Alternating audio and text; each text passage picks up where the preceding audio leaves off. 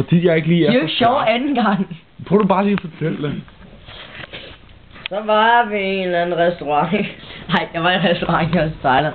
Anyway, så den her gut, han har sådan 10 restauranter i Thailand, ikke? Den ene, den ligger sådan inde i København.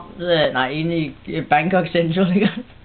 Så har han sådan et virkelig stort hus inde bagved, ikke? Og den her gut, han har virkelig mange penge, også. Det er en virkelig nice bøfrestaurant.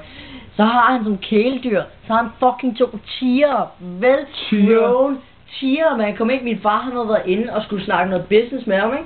Hvor man sådan inde, og så kommer han gående med sine 2 tiger, så man så kan få lov til sådan at klappe med, ellers må man ikke komme for tæt på uden han. Så kan du også lov til at knappe den? Nå, men klap den. Nå, klap den. Men lad mig lige knappe den gang. Man må ikke være for tæt på uden han er der, fordi så kan vi godt gå stuer. Det er 2 virkelig well-grown tiger. Hvad skete der med de der aber, du snakker om, hvad? Nej, jeg sagde bare, du kunne have nice af en abe. Nå, okay. Det var lidt nice af en tiger, ikke? Mm. Jeg giver op. Jeg kan ikke komme. Du har chips i håret, sådan. Okay. Hvorfor tror du? Du lige havde skålen med chips på hovedet, var en stor klovn. En stor klovn. Elvad, du hældte lige ned. Nej, hvor er du dum. Nej, hvor er du dum. Nej, vil du høre noget nice? Jeg har det på video. Nej.